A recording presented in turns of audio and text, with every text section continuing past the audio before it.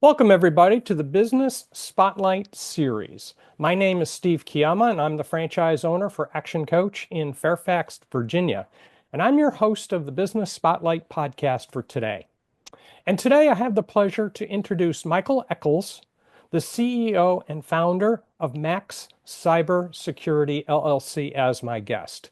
And today we're going to talk about Mike's business, his journey into business ownership, challenges, best practices, and share a peek into what it's really like to build and operate a business.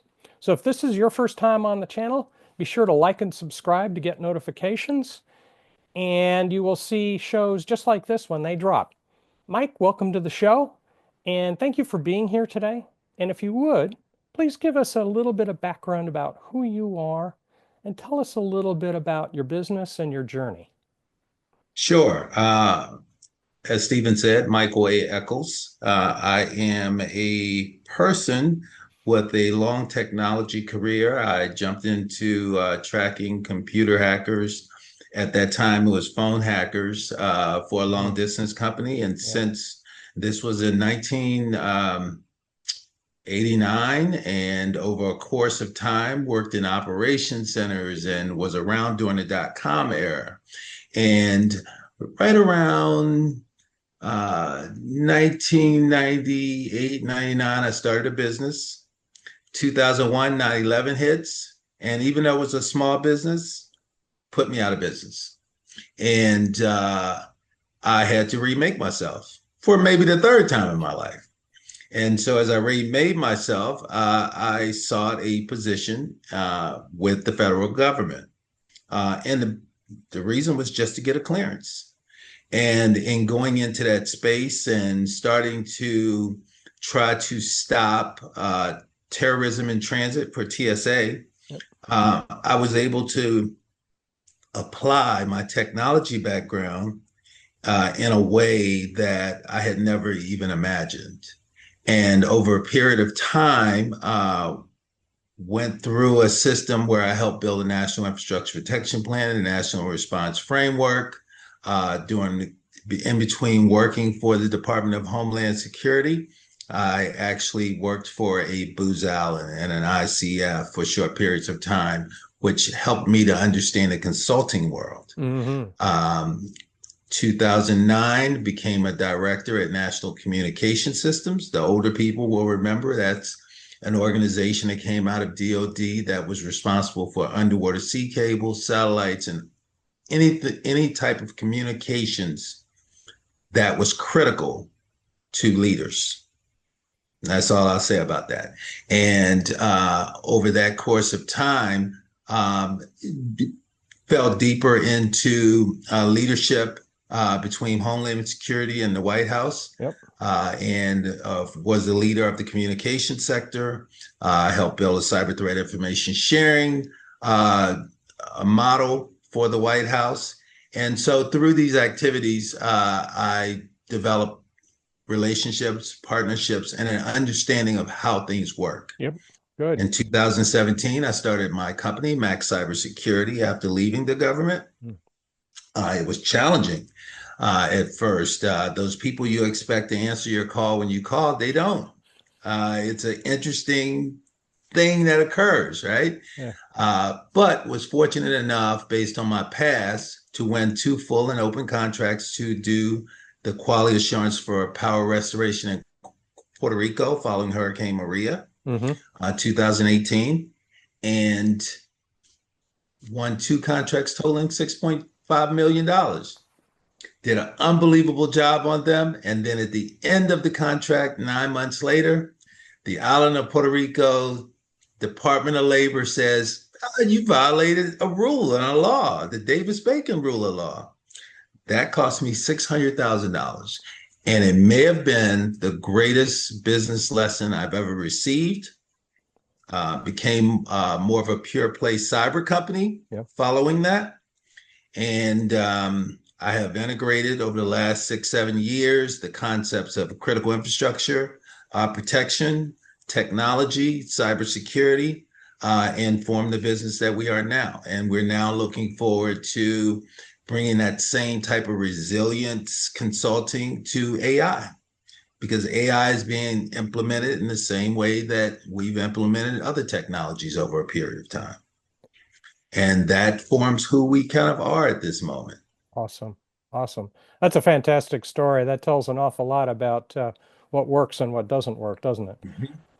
Awesome. Awesome. Just for context, let's share a little bit about how your business is structured today. In the context of that, are you solo owner? Do you have business partners? Do you have outside investors?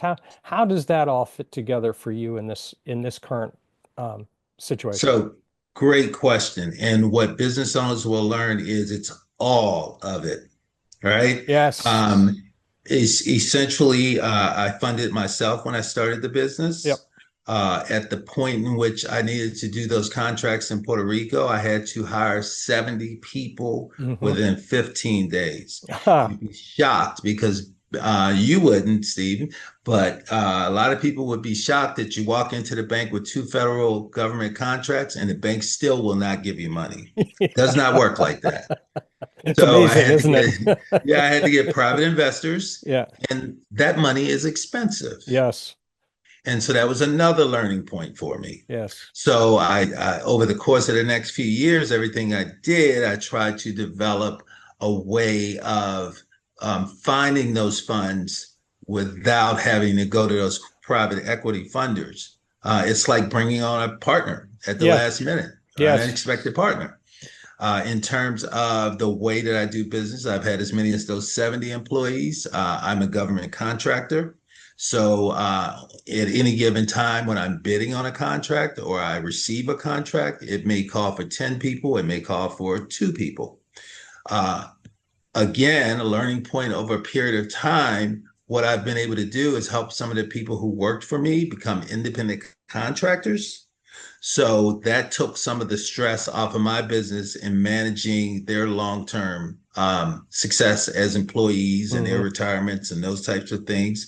And I enabled them to become successful in meeting their goals. Got it. I become a past performance for them. Yep. We have great relationships, and they have the opportunity to work for other people using their skills. Awesome.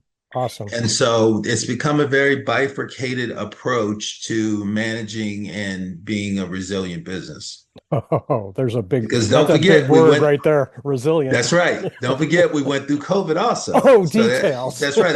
We always forget those things, right? That 3 years Yeah, really crushed a lot of businesses. it did. It did. And still some are struggling, haven't found their way out all the way yet to this day. Yeah, That's cool. right. So it is kind of a case of sitting down and pivoting a little bit and trying to look at how do I serve my customers best? Correct. Awesome. I'm going to kind of explore that a little bit. But I want to take a kind of a tangent for a minute. You said some things that led me to a thought. What role, you were a technology person at one point. Correct. What what hats do you, and as a business owner, you have to wear a lot of hats. What hats are you wearing now? It sounds like you might not be as much a technology person yourself today as you might have been at one time. I absolutely am a technology person Okay. because what's happened is I've become a thought leader. It's actually the reverse of what you're saying. I actually was in a scaling course a couple of years ago Oh, with good. Elon Musk, Stanford professor. He's a global Yep. icon of sales and marketing and building businesses. And one of the things that they taught us in there about scaling your business was from being a solopreneur to a bigger business is understanding opportunity costs. If you're doing one thing, there's a cost to you in doing another, Yes. right? We Yes. also really explored the concept of um, your service chain, right? Your how you're going to expand from what you're doing to the next thing. Yes. Hence, I am a thought leader in cybersecurity, infrastructure protection, and national planning. And those same types of things are going to apply with AI. Those Yep. same resilience requirements, Yep. planning, strategy, management, governance. Yep. And so we're able to take those concepts and move them over Awesome. into those ideas that are going to be pertinent going forward. So yes, I still have to be the technology guy, but I've learned that I have to be able to trust in the people that I bring on as a part of my team. And Good. I've learned that some of them in some areas, I will never be able to reach their level of technical prowess because that's their full time skill set, right? What are your aspirations with this business? Where do you want to take it? Where do you want it to So, be? 3 years, 5 years, 10 years out? mhm. Where do you want this to be? I have just developed a subcomponent of this business, Max. The business is Max Cybersecurity. So we've just developed Max AI. Uh-huh. We previously were consultants and we provide services to transit agencies you would know about, Mm-hmm. federal government agencies that you would know. Um, and we've actually even done risk assessments for Walmart, Mm-hmm. Mm-hmm. right? So we've had some terrific opportunities. Mm-hmm. In the next iteration, this Max AI, we created the framework. I've created frameworks, I've created different practices for organizations, but as a consultant, it belongs to them, Mm-hmm. Mm-hmm. right? In this iteration, we created AI maturity model for operational technology. And for Mm-hmm. people that don't know, operational technologies are those things that touch the physical world. Mm-hmm. Those conveyor belts in the airport, the manufacturing, your water system, Mm-hmm. your home smart system, Mm-hmm. building smart systems, all the smart stuff in the future is OT. No one ever stopped to develop a governance structure. We've done that. And so as we move forward, we're Mm-hmm. going to be trying to make that a de facto standard and developing all the tools and all of the systems that go with that. We've already gotten great response from universities and other people. We have a book coming out on June the 10th that Oh, explains fantastic. all of it. Yeah. And so the goal now is to increase the productivity of the business through an expansion, partnership, management, working with companies globally who are already doing unbelievable things. We want to be that service arm to them now. So awesome. Awesome. And that's the pivot I wanted to find out. Who will you be serving going down that path? We can't compete with these $1 billion. We can't compete with Cisco. We can't compete with Darktrace. We can't compete with Clarity and some of the people in the spaces that we're in. But we're essentially building the stadium that they'll play in. I don't know that you couldn't compete with them. Actually, I think there's a place, but okay. Um, Oh, we will be competing, and that's how we've leveled the playing field. yeah, Is that we now can sit at the table and have an equal stake. We're not great. just some small company who is asking for their permission to play in the field. Fantastic. And part of that was trademarks, the Very good. intellectual property, trademarks, patents, and those types of things. And that's how we're leveling the playing field. That is a piece of the game so many people miss out on. That's a fantastic. How did you get to that decision to go down that path? All of those years of experience, that's one of the reasons I told you about where I started.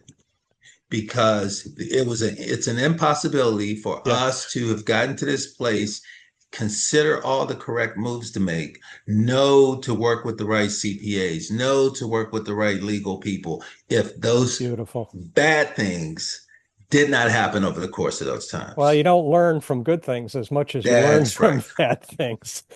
Or at least Fantastic. learn something you're going to pay attention to, right? You just can't skip right Uh-huh. over it. Yeah, It's part of the cost of education, isn't it? that's right. Awesome, awesome, awesome. What will these do? What will these ventures do for you personally? Where do you see yourself fitting in the longer term? Sure. So I am the chair of the advisory board for the Prince George's Community Foundation. I'm a Mhm. trustee for the Washington Community Foundation. Hmm. Those that know that organization's been around for over 50 Hmm. years. We give out about $90 million a year to local charities. And it turns out there's community foundations around the country. Fantastic. Dallas, New York, Philadelphia. And so they do this great work there. And so by me being able to do some of the things that I'm doing, especially with the technology, I'm actually serving a civic function. One of the things that we've done, for instance, is we want to close the racial wealth gap. We want to make it so that there's an equal opportunity for everybody. And when I say race, that's based on Brookings data. That's not based on the actual race. We can actually see who's doing well and who's not doing well and why. Hmm. And so we are setting up these opportunities for everybody to participate in technology, for Awesome. everybody to participate in AI Awesome. and Awesome. cybersecurity. Yeah. And then beyond that, we want to be able to make sure that this, for instance, this technology with AI, this governance, it's going to help assure that you don't have those biases that they talk about. So all of our work actually does integrate with the forward movement of a sound societal partnership. Fantastic. Fantastic. Fantastic. That's a great story. I just love this story. This is the story of growth. This is the story of learning the hard way, Oh yeah. lessons along the way, but then learning from them and not being afraid to do the next thing. That's correct. And one of the really important things for people who own businesses is to not create a solution looking for a problem. That's something we really Love it. focus on also, Love right? it. Love it. Love it. Love it. I think one of the pieces I picked up from a business owner, a year or two ago, who owns a large real estate development company, was that every project that they do a post-mortem afterwards, Yes. looking for what could they have done better. And it Mhm. sounds like you're doing an awful lot of that too. You know, it's interesting. I played football at University of Maryland many years ago, and so I'm still connected to the program. And we were talking to the coach who used to be the offensive coordinator to Mr. Saban down at Alabama. Mm-hmm. And back then, they were the premier program. Mm-hmm. And so I asked him the question. I said, "What did you learn from that opportunity to be there every day?" And he says, "One of the things that they do is they have quality assurance for everything." Yes. And when I say everything, he says the meals that the players get, there's a quality assurance piece. Oh, awesome. There's a quality when they have a meeting with the parents of the kids, there's a quality assurance piece. And so they've implemented that as a normal process across everything that they do to get to a level of excellence. It's not that everything I do is right, it's that everything I do can be done better. Correct. Yeah. Awesome. Awesome. Fantastic lesson. Okay, so in the to respect your time, I don't want to get too far along here. And this is fantastic. I'm having a fantastic time hearing your story. So what I want to do is pick up with a couple of rapid fire questions that I think you've given a couple of them I think you've given us some hints to. What would you say is your key to success? Passion. So I alluded to you earlier before we started recording that I was up to 1 or 2 a.m. last night. Hmm. A lot of people say I'm not getting paid for that. Well, when you have a passion for it, you don't think transactionally. It's not about being paid for it, it's about getting the right thing done. Correct. Awesome, awesome. What would you say is one piece of advice you would want to share with other business owners trying to find their way? You can't always adopt all the professional services that you need right away, but as soon as you can, you should. Awesome. Awesome. That's a good one. Leverage, leverage, leverage, leverage. Awesome. What is one book you're reading now or have read recently that's had impact on what you're doing? Um, oh, that's terrible. What the name of this book? I was just handed a book, and it was How to Change the World. And it talks about social entrepreneurs and the power of new ideas. And it talks about these people who've done very well in business, but their businesses are focused on helping society. The outcomes of what they do are actually cause social change. And that's just powerful to me. Fantastic. Love it. Love it. Love it. Um, for fun, thinking about your business. if you had a magic wand that you could bounce off one aspect of your business today that would improve it significantly, what would that be? Hmm. That would probably be the same as every entrepreneur. Funding. If somebody came along and gave me $25 million, I could do extreme things with it right now. Oh yeah. Yeah, yeah, yeah. As opposed to when I was first starting and I thought I knew what I was doing, right? What would you see as the difference between those two frames of mind? Because there would be a requirement for every dollar I spent now. Ah, Whereas previously, there's an old saying where they talk about if you were starting a business and you were building a business and somebody gave you $1 million, you would spend $1 million. If somebody gave you $200,000, you would spend $200,000. So you tend to work in the fish tank that you're in. But as you become a more mature business, you start to understand how to better utilize those funds. invest rather than spend. They're correct. Fantastic, fantastic. So as we get towards the end here, how could people connect with you most effectively? How would you want them to come in so that they can find out more about what you're doing and find ways to work together? Sure. You can reach me on LinkedIn. That's probably the easiest way. And the reason I like that is I can see what you're doing. We can communicate. We can go back and forth. You can Love it. have a relationship with the people that I'm connected with who happen to be in my space, Hmm. government officials, people in private sector, students. I'm really big on videos and sharing ideas and having those conversations. And I like the tough conversations, Those are the right? So most productive ones. absolutely. Yeah, Absolutely. yeah, yeah. Fantastic, fantastic. What is most, and this is the wrap-up question, what is most inspiring to you today? Most inspiring is when I see someone who doesn't have some of the things I have do 10 times more than me. And part of this is when I was a little kid, I was dirt poor in Birmingham, Alabama. And so I believe I've done a lot of things that have changed my life, my kids' life, my grandkids' life. But when I get an opportunity to see someone with no arms, blind, can't Yes. hear, it's the most incredible thing to me to see them reaching the goals that I'm trying to reach. And I actually have all of the faculties that I need, Yes. right? Yes. That's inspiring. That is awesome. That's an awesome thing. Fantastic. So for everybody watching today, I highly encourage you guys to save this, come back a few times because there's been some really great nuggets. Michael's shared some really awesome content with us that I think every business owner should encounter along the journey because that's what it really is. It's not an event. This is a journey. That's fantastic. Are there any, besides LinkedIn, are there any other places you would want them to connect with you? Sure. I'm a very open person. You can reach me at MECHOLS at maxcybersecurity.com. Echols at maxcybersecurity.com. I get enough spam emails during the day. I don't mind giving my email out. You can also Google me. I'm on the internet, and I look forward to those conversations.